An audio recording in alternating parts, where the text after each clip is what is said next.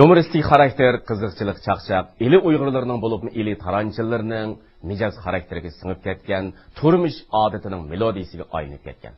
Ular ig'ir qismatlarga duch kelgandimi? Hayotning xushalliqlariga erishgandimi?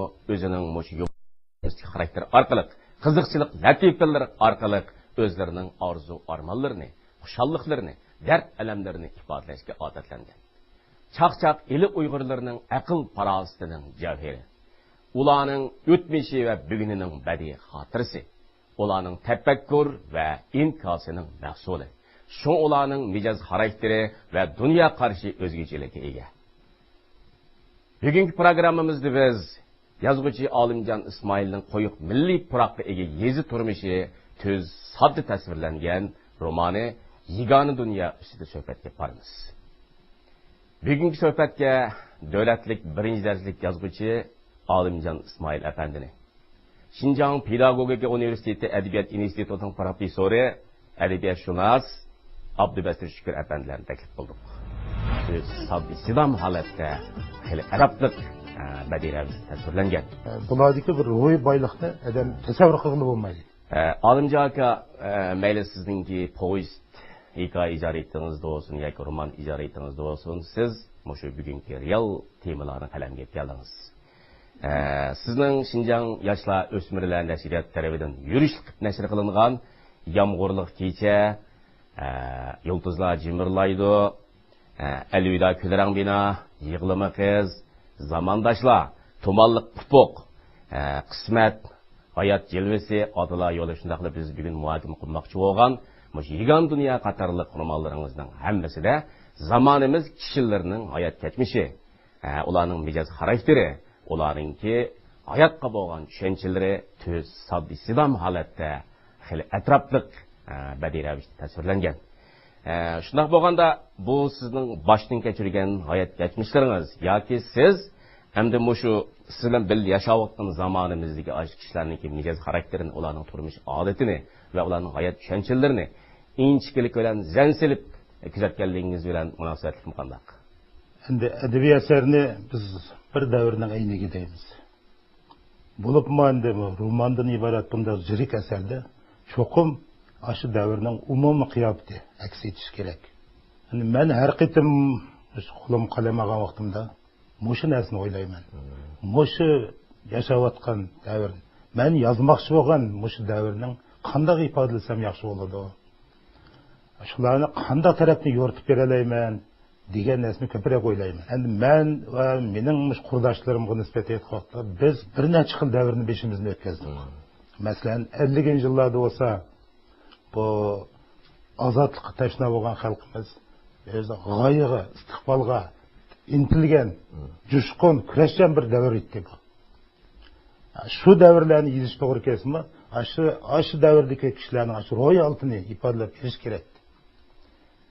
Undan keyin 60-yillar, 70-yillarda bu davr butunlay o'zgardi. Ahnaqa aralashtirib etildi. Nurg'un yaxshi odamlar azar edi.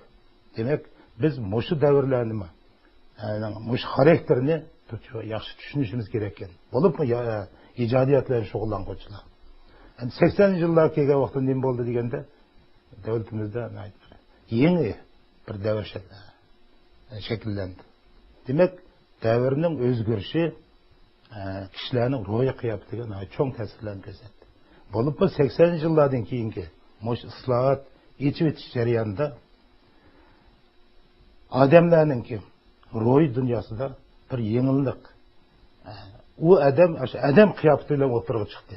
Shunga men bu shu Yigona dunyo endi shu islohot temasidagi asar, islohot yechib o'tish mush davrini oq ko'rinish qilib turib, shu davrning kishilarga ro'y dunyosiga nima qilgan o'zgarishlarini, shularning ta'sirini, shularni bir yo'ritib bersam degan narsa bilan yezish kirishgan. Endi mening bunda bir aqidam bor. Men hozirg'ishlik o'zim bilgan, o'zim bevosita ko'rgan shu davrni yezib kelyapman. Olimjon aka, men Yigona dunyo nomli romanni o'qib chiqdim. Bu ikki qismli roman ekan. O'qib chiqqandan keyin roman meni xil qiziqtirdi ham o'ylantirib qo'ydi. Endi shu romanga siz yig'on dunyo degan bir mavzuni tanlab bekitibsiz. Mening cho'g'an chaqda bu yerdagi yig'oni dunyo yolg'iz shu buloq saydan iborat 60 tuturlik aholisi va shu xilvat kentini ko'rsatmasi kerak, a? To'g'ri. Bulupmu asosan yana dediki taranchilarning turmushini bir o'rganib boqay degan o'zimning bir xiyolim bor. Mush kitobni yozishning eng dastlab menga ilhom bo'lgan bir narsa. Mush To'qsaraning tog' bag'rida Tamitli Sharg'o'j degan bir mahallalari bor. Bular asosan taranchilar makonlashgan mahalla. Birisi bu shahardan sal jiroq 30 kilometrda keladi orlig'i. Tog' bag'ridagi bir mahalla. Müşahadakiler endi bizning tanishlarimiz bor, shu yerda ishlayotgan, noyil ishlayotganlar. Ba'zida o'shalar o'tirib paran qilib, "Voy, yo'qolib ketding-ku, nega ketding?" desa, "Poytaxtga berib keldim." deb mijna o'zi ularning o'rtaq bir tili ekan bu. Men dastlab diqqat keyin bu poytaxt degan nima bo'ldi bundanki? Desam, "Ash Sharg'o'jiz mahallasining poytaxt deydi ekan bular." Shu narsa meni o'zi bir qiziqtirdi bu. Voy bu poytaxt degidek shunchalik bir alayda rayonmi bu endi? Alayda bir mahallami? Ashag bir berib ko'raychi. Men dastlab kitobni yozgan vaqtimda shu Ig'oni poytaxt deb qo'ygan ismini. Endi ashta kichkina bir mahalla bo'lsin-mi, lekin o'zi bir dunyoga bu. Uningda jamiyatning hamma elementlarini topqilib oldigan. Qo'shna bir nima ekan? Ig'oni dunyo desak, texim yaxshiroq bo'landiki. Dedim, shuning bilan qo'yilib qolgan ism bu. Yerdikanda yig'on dunyo ma'naviyatki ma'lum taraflarga chetlandi qanda. Shundoq. Bu yerda bir qarashingizni olib baqa. Bu endi yig'oni dunyo deb qo'ygan bilan bu ilmning endi taranchilarda bir o'ziga xos bir alaydilik bor ekan. Hozirgi holatini qarasak, men bo'lgan vaqtlardagi holatni qarasak, bular bir boy bu xalq bir mahalla emas. Nəhayət mahallaning o'zi turmushi deymiz, intayin namrat. U yerda bir tüp-tüz ko'chani ko'rgili bo'lmaydi. Hammasi o'zi xalqqa yerga o'yin selib oldi ekan, shunga bir mahallada yo'lni topqili bo'lmaydigan. Uning ustiga bularning sog'an uylarining hammasi to'pdan uylar. Naq men borgan vaqtlarda 20 kundek yomg'ir, uday yog'ib, shunday bir ofatlik yil bo'ldi. Shunday bo'lgandan keyin bularning nurg'un uylari o'rilib ketgan.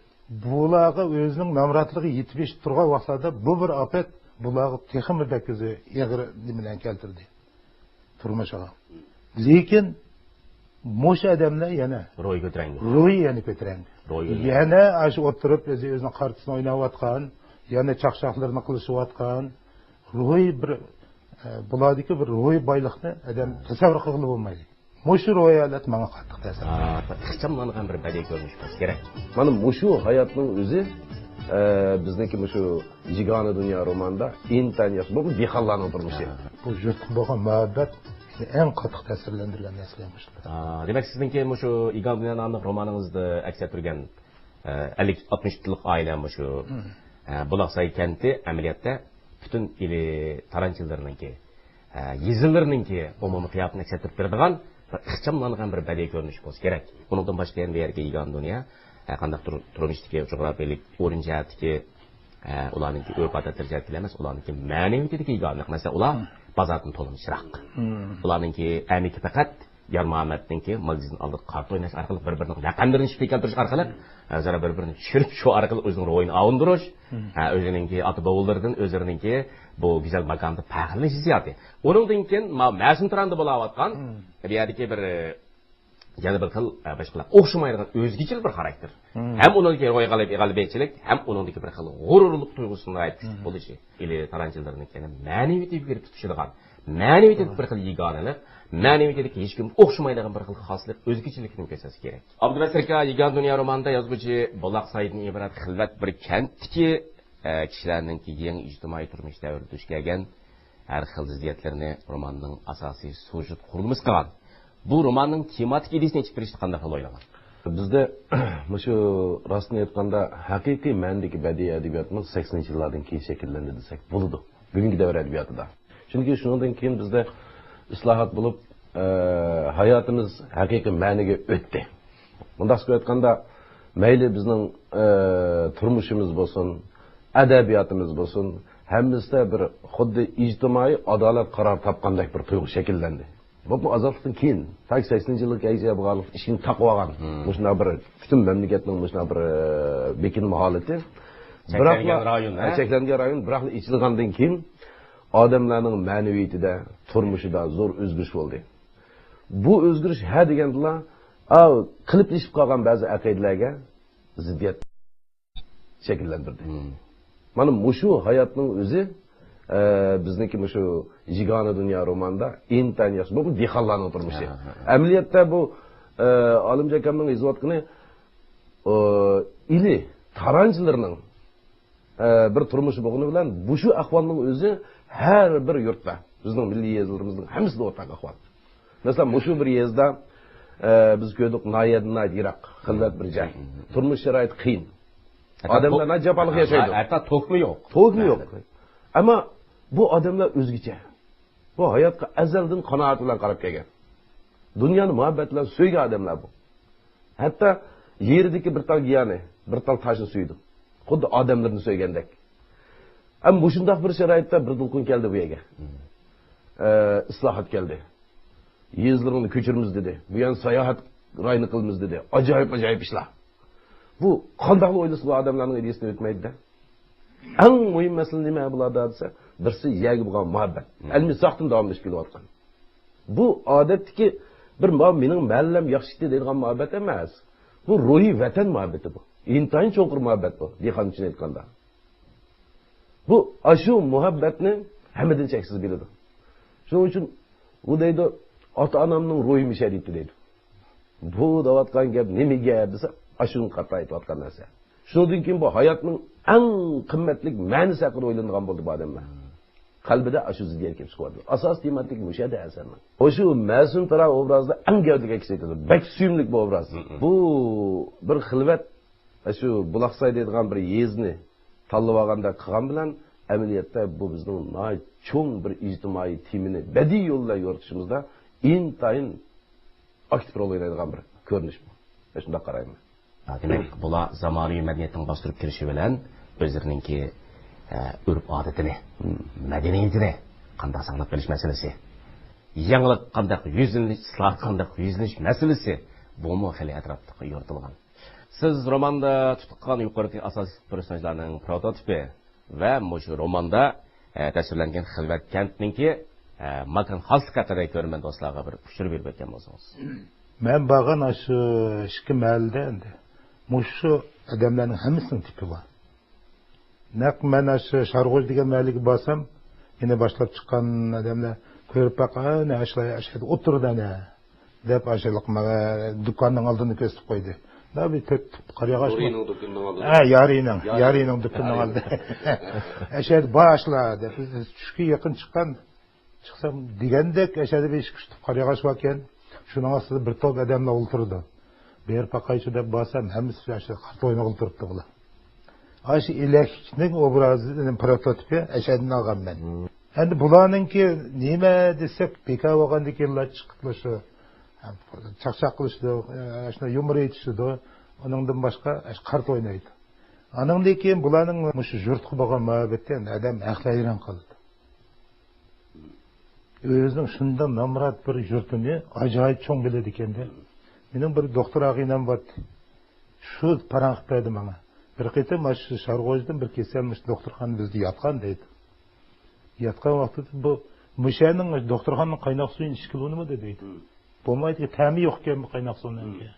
Suvning ta'mi yo'q ekan deb bolalarga Sharg'o'jda suv ekizib, boshini qaynatib ishdi. Shunchalik darajada bular o'zlarining ashusini shunday darajada. Mo'shi detalni kirgizibsiz. Kirgizdim men, kirgizganman shunga. Anandaki yana bir kirgizgan narsa meningki, ashada bir Xilil degan bir odam bor ekan. U asli tugmanchi ekan bu. Oti bo'lsin, 5 avlod tugmanchilar ekan bular. Hozirgi ish bor ekan bu tugman. Shu tugmanning gibi chiqirdim, men boshlab bering, meni ko'rayman deb bordim. U tugmandan ko'nirib ketdi o'zi. Yog'ochlarim chirib ketdi. Yoki uni o'gitganmaydi hozir endi. Buni nima saqladingiz bu tugmanni? Nima qilmoqchi desam, voy. Mening 5 ota bolam hammasi mush tugmanchilik qilgan. Men o'zim tugman aylagan odamman. Bizni özü muşu məlini, muşu öz vaxtında muşu baqatdı. Muş düymən baqan bizni. Keyin ballarım kösün muşunu. Muşundaq bizim dadalarımız muşundaq ötken adamken, muşundaq tügməllik çıktıken dep, şuna bizim qorşap qoyunda tam selip resmi qorşap qoydu. Demek, yani muşu adamlar öz yurtunu acayip çoğun bildik. Bu yurtluq bolğan muhabbet beni en qattiq ta'sirlantirgan narsa. Qiziqchi, chaqchaq xarakterini taranchilar ifodalaydi. Bu narsani cho'nglarning qalbisiga ozroq ta'sir qilishga boshladi. Abdubasir aka romantik personajlarning hammasinin degidek laqami bor. Laqamlarini bir-birisining laqamini shifay keltirib, o'zaro chaqchaq qilish orqali o'zining ro'y dunyosini isbotlaydi bularni. Ularning bundaq so'z odati romantik personajlarniki shu xarakter, xoslik, ichki dunyosini ichib berish shundaqlar asar sujetning ziddiyat to'qinishni gavlantirishda bir xoslikka ega taraf turgan qanday? Albatta bor. Bizda bir alaydilik ismni odat qo'yimiz-ku. Qo'yib bo'lgandan keyin ma'lum bir vaqt o'tgandan keyin shu odamning xarakteriga asosan bir laqam qo'yib qo'yamiz. Yoki ota-onasidan qolib qolgan bir laqam bilan epmangimiz.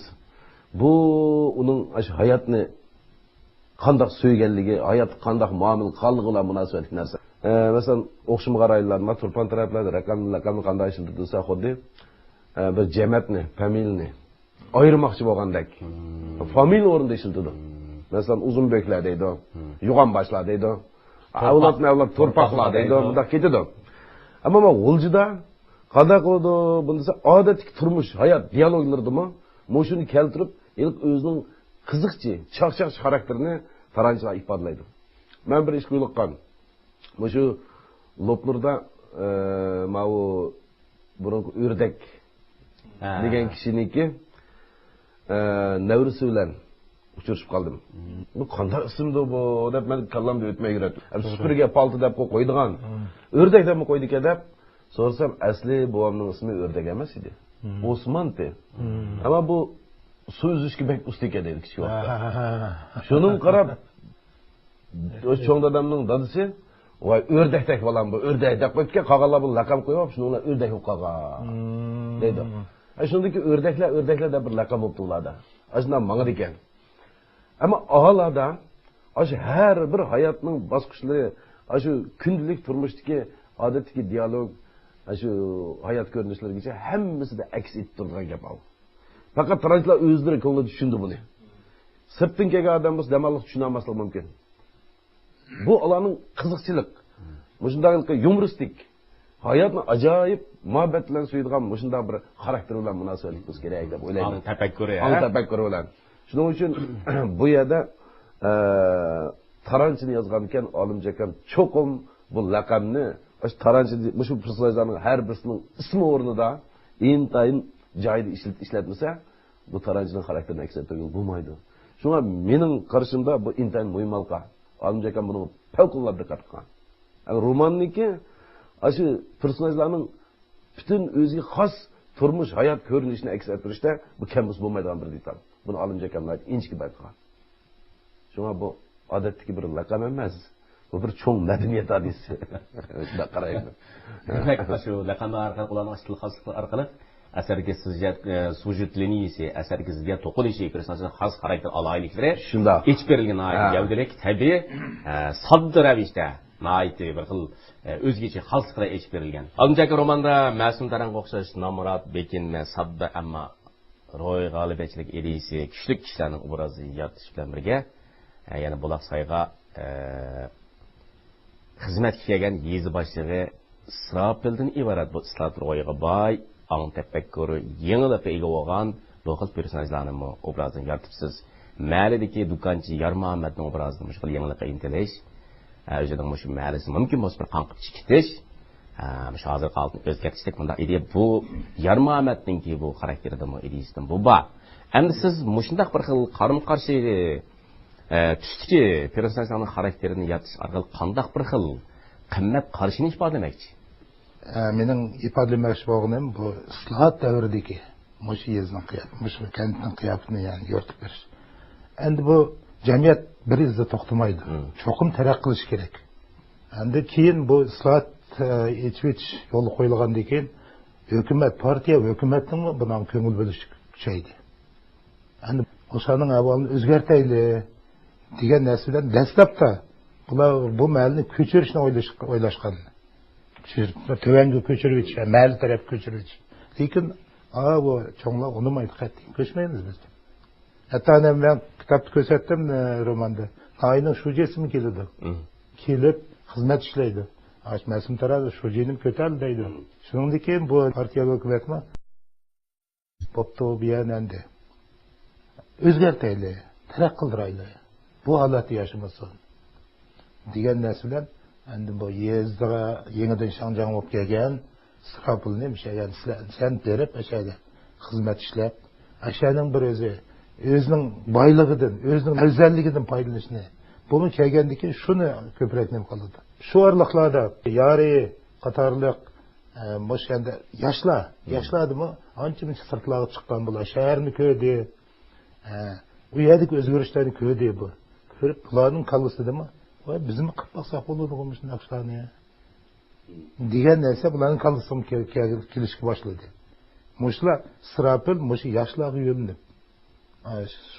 Şu devirindeki aktiflerine yönünüp durup bir yerde muşuna bir imkaniyetlerini kısak oldu ki.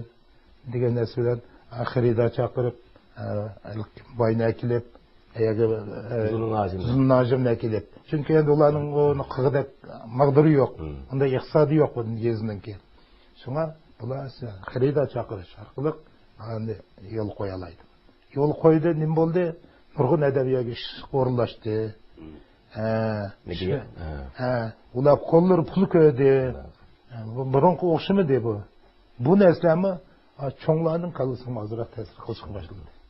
Romanın muhabbet mi? Şeyde bir personajının ki o hayat görünüşü, adatik turmuştaki bunda kızıkçılıkları o iş mesele emas. Mesela Kasım Turan'ın Atısın qağa aşım biraz tügmünün takdiri hakkında oylayışı tügme meselesi emas. Bu adamın en kıymetli nesi akide çıkıyor. Manevi akide. Muşu nersige qanchaki adam yıkılırsa şunchaki adam o'xshaydi. Qanchaki yiroqlashsa shunchaki insoniylikda yiroqlashadi. Til tasvirlarida ili qanchalarning yanlik shu portayning doim. O avloddan avlod qolib ketayotgan bir ma'naviy dunyo u. Abdubasir aka romantik personajning tasviri bo'libmi? Personaj tasviri ichidagi shu til tasvirlarida ili qanchalarning yanlik shu portayning doim kuchli. Bu romantik personajlarningki shu xarakterini eshittirganligida gap yo'q. Uningdan boshqanda mush xil taraf romanning til xosligini qanday unimiga qolgan sizcha? Romanning tilida mening qarashimcha ikki xil alaylik bor. Birisi shu personajlarningki taranchlarning odatda yushirin ma'nilik gap qiladigan, chaqchaq qiladigan, dartlaydigan til alaydigan kapalatga aytganda sirt taranchlarning o'ziga xos bir yangilik shivsi bor. Taranch shivsi. Mushuni Alimjakam romanda nayt yaxshi aks ettirgan. Bu narsa amaliyotda biz odatda ko'p deymiz hamda badiiy adabiyotda personajning xarakterini aks ettirishda, personajning o'ziga xosligini gavdalantirishda hamda obraz deymiz, yana bir tip deymiz. Mushunday narsalarda bu kambus bo'lmaydigan narsa. Bu hammadan muhim. Shundaqla bu mushu til alayidligi yana kelib, mushu bir top kishilarning bizda buloqsaydagi 60 tutun dedik. Mushu 60 tutunlar emas, mush butun taranchlarning hamda. Taranchlarning Uyg'urlarning ichki xarakteri. Taranchlarning xarakteri. Yana bir bo'lsa xo'tanliklarning shivasida xo'tanning o'zining xarakteri aksini qarang. Bu biz tildagi har bir so'zdagi o'ziga xos intonatsiya va o'ziga xos talaffuz shakli. Klauz hamda. Yig'iz talaffuz shakliga asosan shu yerlik xalqning o'zi xos xarakterini tarkib qilgan darajaga bordi. Chet elda bu shuni qilyapti. Shuni nayt yaxshi aks ettirgan. Bizning turpanning turmushini jiq odamlar yozdi. Lekin shu zo'rdin kamda yozamizda. Boshkami turpanlikda yozamizda. Biz shuni qarab deyman, u yozuvchiga xos saviya bo'lmasa, yozuvchiga xos nazar bo'lmasa, dit bo'lmasa, yozuvchiga xos dit bo'lmasa, qarang, turmushning ichiga kirmaydi. Shuna Alimjakam mushuni, mushu yigani dunyoni haqiqatan mushu nuqtadan nayt obdan tadqiq qilgan va tekshirgan. Alimjaka romandagi personajlar shu Maysindran personajlarning xarakteri o'zgacha ifodamga aytdi. Söyümlükte oyladı. Gerçi siz personajlarınızın təqdiriga aralashib olgan bo'lsangiz-mi? Lekin personajlarınızın xarakter stekisini yaratishda, ularning xosligini yaratishda siz bunun aralashmay ularninki o'zining mayli qo'yib bergan. Shunga ularning xarakter shunchalik tabiiy, shunchalik sevimli chiqibdi.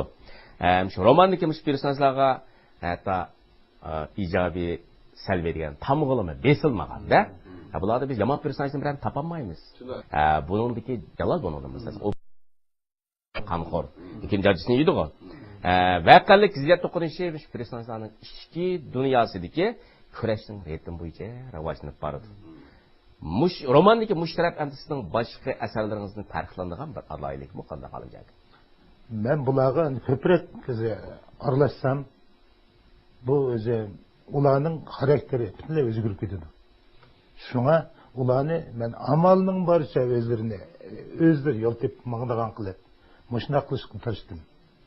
To'g'risi endi xarakterlarni dialoglar bilan berib, dialoglar orqali o'zining xarakterini o'zi yechib beradigan qilib, mushuna qilishga tirishib baqdim men. Amal balqi aktor tasvirlaydigan, aktorni tushundiradigan deb bundaq nimadan saqlashga tirishib baqdim. Mushuna o'zimcha endi mushunda qilsam bu vaqtida men mush yaratmoqchi bo'lgan personajlarim o'zi gavdlanib chiqadi-ku deb. Basirka Egan Dünya nomli bu romanning Şinjan Uyg'ur avtonom rayonlik hamda 3-navbatlik Kangtaq adabiyot san'at mukofotiga erishibdi. Oradan keyin bu roman Xanzuchiga tarjima qilinib, nashr qilinib, xili ta'sir qo'zg'agan o'xshaydi. Romanning mushtaraqlari muayyan badiiy muvaffaqiyat bilan munosabatli qanday? Albatta shunday. Bu Tangritog' mukofoti Abdunurayni darajalik cho'ng mukofot. Bu bir qancha senzorlardan, bir qancha ilmiy hay'atlarni o'tib, shallanib, eng oxiri nayt az asarga berilgan shunday bir mukofot bu. Bu ilmiy hay'atning ichida asosan hozir men qarasam shu adabiyot tadqiqotchilari, adabiyotni tushunadigan mutaxassislar tashkillangan. Bular asarni butunlay ko'rib chiqib, hammasi o'zining qarashini deydi. Asarning muvaffaqiyati, ortiqchiligi, yetarsizligi haqida hammasi fikrni qilib, eng oxiri balad tashlab, mundaq tanlab chiqildi bu. Mushu nuqtani aytganda, mushu Yigani dunyo bilan bir vaqtda nashr qilingan jihromonlar bilan bayga tushdi degan gap bu. Shuning uchun uzib chiqdi deganlikning o'zi buning badiiy muvaffaqiyatining yuqoriligini ko'rsatib berdi. Kitapning ichidan kitapni tanla. Meg'izini ayirib shaklini inshaalloh. Yezilgan kitapning bari ras emas. Ba'zisi bema'na chiritar kalla. Qadrli ko'rman do'stlar, bugungi suhbatimiz mishat oxirlashdi. Xayr xo'sh, omon bo'linglar.